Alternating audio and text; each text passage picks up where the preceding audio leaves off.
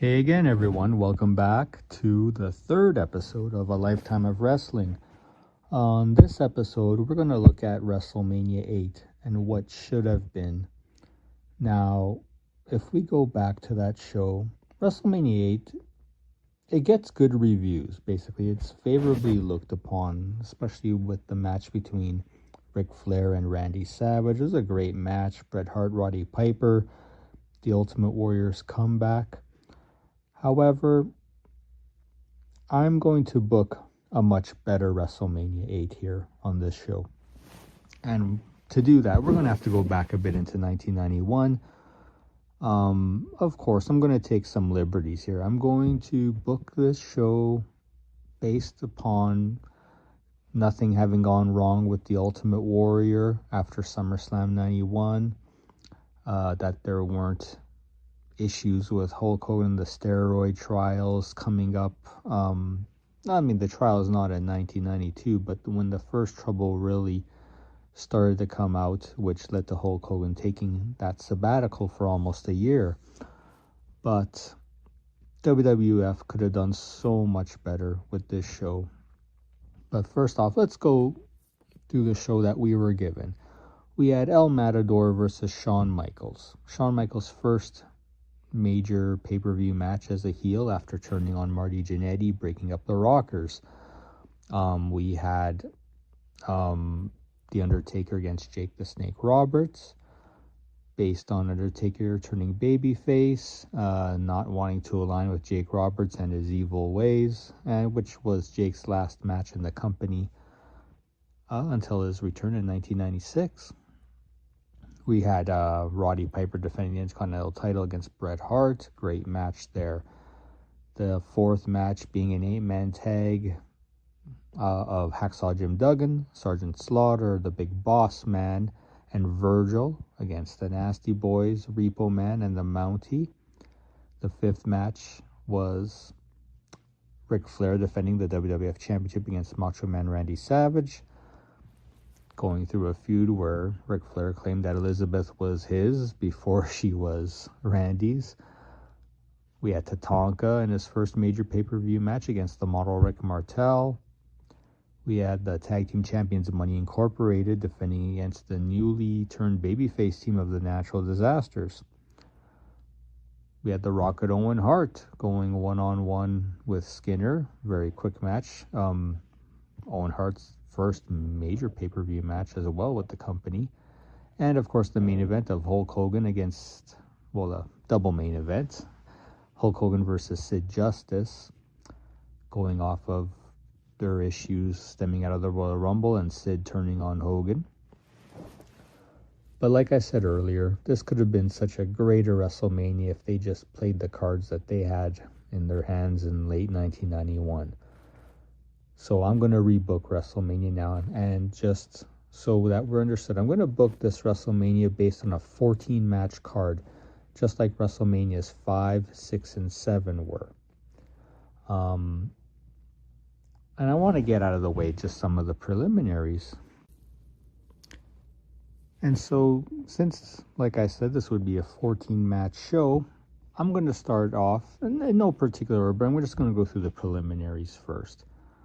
I would have had, of course, if Jim the Anvil Neidhart was never let go, I would have had the new foundation of Owen Hart and Jim Neidhart go against the Beverly Brothers. Just a basic tag team match for both, which I'd have the new foundation win to continue their push like they had at the Royal Rumble a couple months prior, being the Orient Express. So you work your way up by beating the little next team up on the totem pole, I would say, on the heel side. I would stick with the Tatanka versus Rick Martel match, definitely. Tatanka new to the company and getting a win over Rick Martel to solidify that he's an up-and-comer, as they did anyway. So that one was great the way it was. I'd have the Texas Tornado take on the Berserker. I'd have Tornado win that match, although you could go both ways with that one too. But it is just a good filler match for both guys to get as many guys on the card. I think would be very good match for these two here. I'd have Virgil take on the Repo Man. Now, as you know, they kind of started a mini feud late in 1991 as Repo Man assisted Ted DiBiase in winning back the $1 million belt from Virgil. So you could have continued that on into WrestleMania. And back in these days, these TV feuds would go on for months and months. It was not uncommon for feuds to go on for 4 to 6 months till they got their blow-off match. So that would have been perfect. I'd have Virgil win, of course, that one. In another tag team match, I'd have Sergeant Slaughter teaming with Hacksaw Jim Duggan, as they had been for many months leading up to this. I'd have them up against the Nasty Boys here. Now, Slaughter and Duggan had already been doing a tag team for a few months, beating teams like the Beverly Brothers, so the Nasties are a step up. This one I'd have a hard time, though, booking a winner, because the Nasties were champs recently. Prior to that, you don't really see a big future with Slaughter and Duggan, although I guess I'd have them go over just for the Feel Good America USA thing going on with them, right? But still, he can go either way with that one on the booking. For the sixth match, I would have the British Bulldog taking on the Mountie. Now, no real feud going on at the time with these two guys, but the Bulldog, having been back in the company for about a year and a half and getting big wins on pay-per-views against the likes of the Warlord, working his way up the card. The Mountie having just been Intercontinental Champion, albeit for 2 days, just a few months prior. So I think that would be a great matchup. I'd have the Bulldog go over on that one. And now for the rest of the card. This is where the main storyline matches come into play. So match number 7. And again, these matches are in no particular order, but the 7th match I'm going to have, provided Marty Jannetty was never fired shortly after the Rockers breakup, this is where I'd have the first Marty Jannetty versus Shawn Michaels match.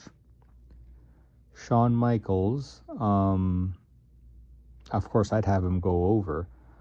But this would have been perfect for WrestleMania, especially just 2 months after that big breakup on the barbershop.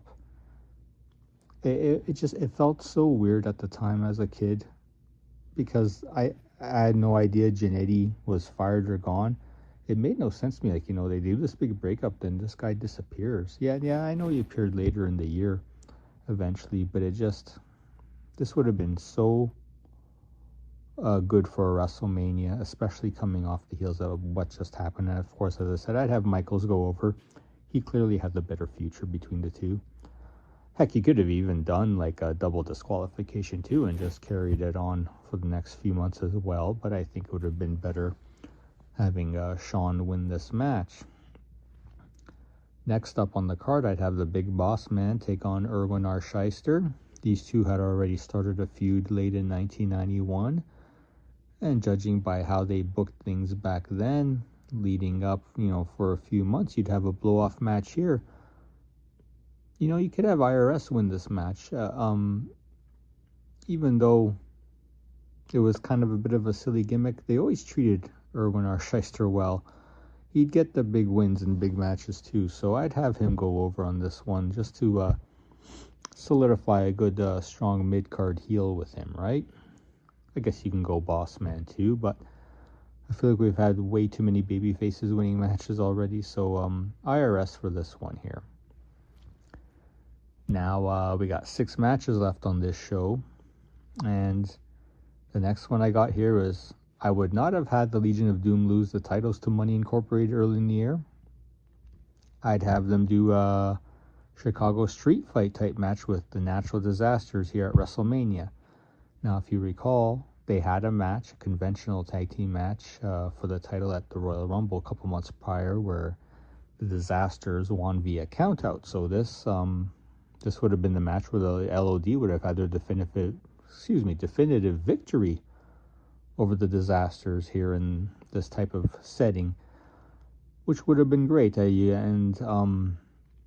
Which I guess they could have led into later in the year, finally having a feud with Money Incorporated as well. So, but for now, I would have blown off that LOD disastrous feud properly here at WrestleMania, with Hawk and Animal getting the win and keeping the tag team title.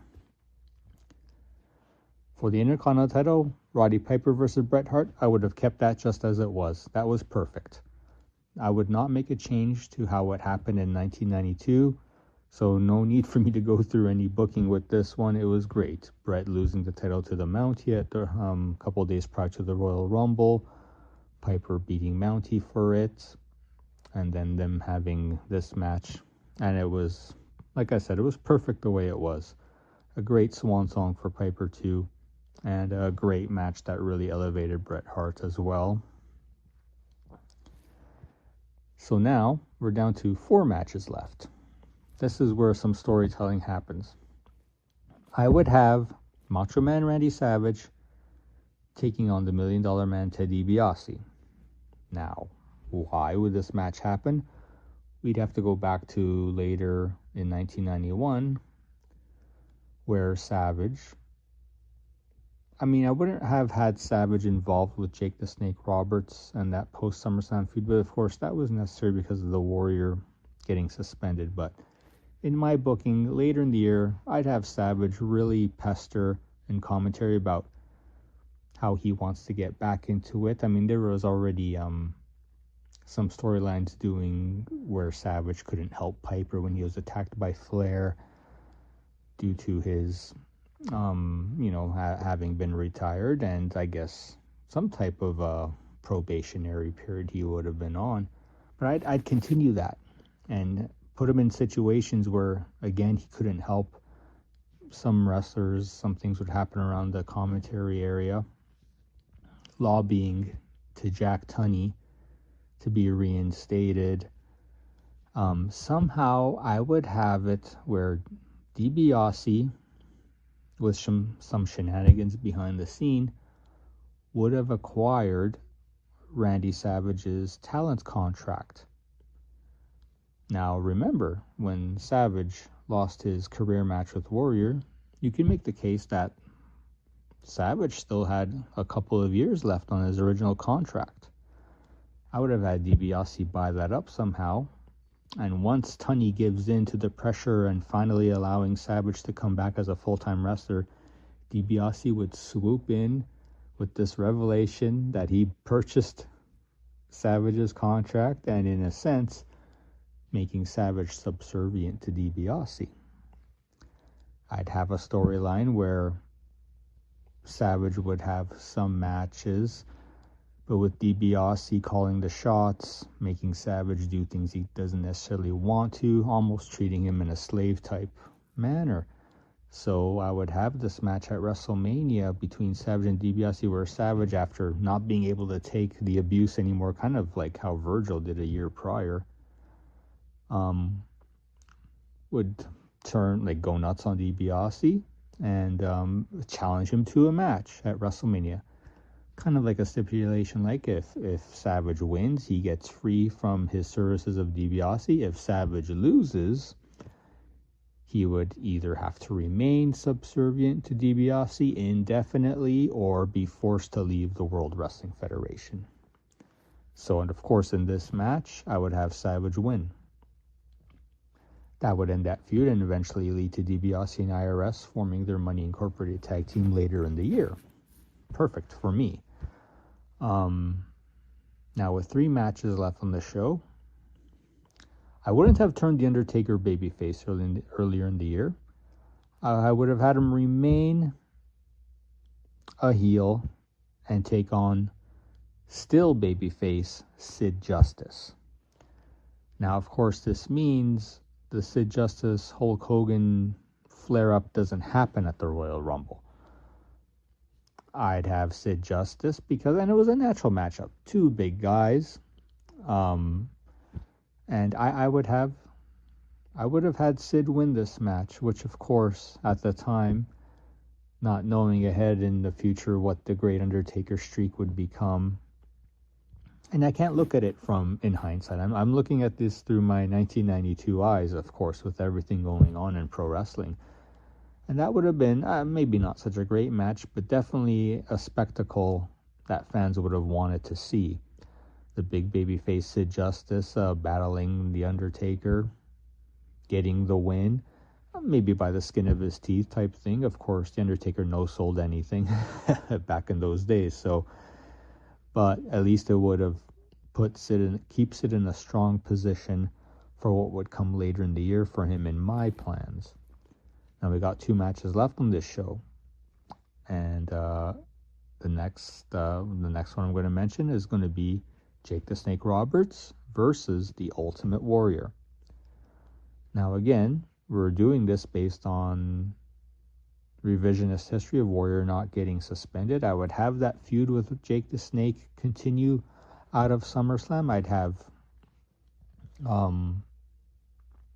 it would be like their last match, obviously, in this long feud where Warrior will get the win. However, how we get there is just constant taunting by Jake Roberts by what he did to him, like turning on him, unleashing those snakes and cobras on Warrior, having a few months, Jake just getting out of the way of Warrior's grasp many times, finally have their blow-off match, and this could be, I guess you could make this a stipulation type match, not too certain, perhaps a cage, or just a regular conventional match where Warrior finally gets his revenge on Jake the Snake for what he did to him back in August. And I mean, clearly they had plans for that anyway until things went awry with Warrior. But I would definitely do this, and I think it would have been very satisfying, a blow-off for this feud. Then we finish off with, of course, for the WWF Championship, Ric Flair defending against Hulk Hogan. I would have had Flair won that Royal Rumble for the title. I wouldn't have had Hogan and Sid, of course, have their fallout during that match. I would have had the Royal Rumble, the last two having been Flair and Hogan, where Flair somehow gets some type of distraction finish or whatever, where he eliminates Hogan, leading up to the very big match, which, of course, you'd have to know the WWF would have wanted to do that big match, at least where Hogan gets that, it's kind of like the WWF beating WCW, right?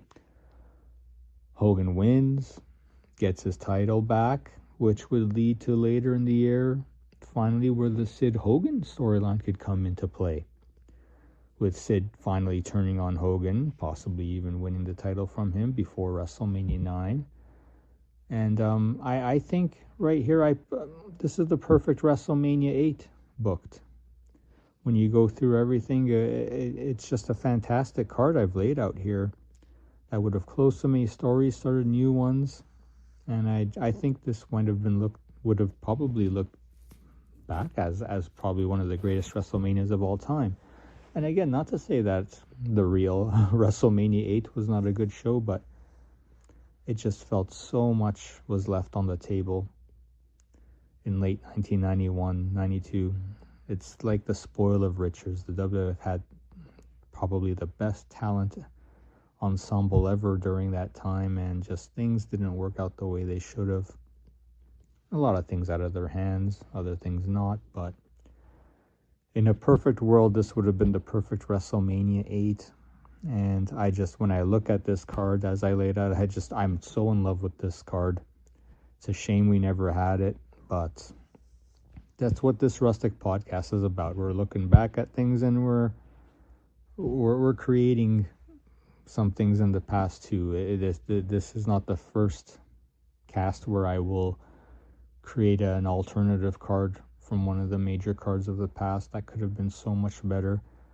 But having gone through this card, I'm going to go through it once again real quickly. The New Foundation versus the Beverly Brothers, Tatanka versus Rick Martel, Texas Tornado versus the Berserker, Virgil versus Repo Man, Sergeant Slaughter and Hacksaw Jim Duggan against the Nasty Boys, the British Bulldog versus the Mountie, Marty Jannetty versus Shawn Michaels where the Rockers explode.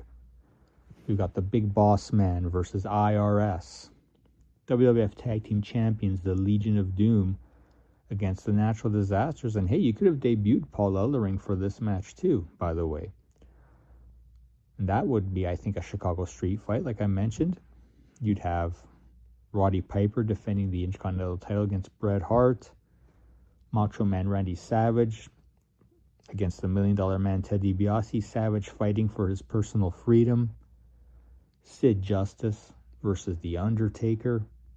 The Ultimate Warrior against Jake the Snake Roberts. And in the big main, WWF Champion Ric Flair versus Hulk Hogan. Anyway, that's going to do it for this week's podcast. Thank you so much for listening. Again, I implore you guys to go out there, listen to some of my favorite podcasts like The Lapsed Fan, anything from Jim Cornette. Look up Alt Jake Takes On. Look up Tooneytown Wrestling, The Squared Circle Maniacs, This Is Awful, and PWT, Pro Wrestle Times. Take care, everyone. Thank you so much for listening this week. God bless, and we'll see you soon.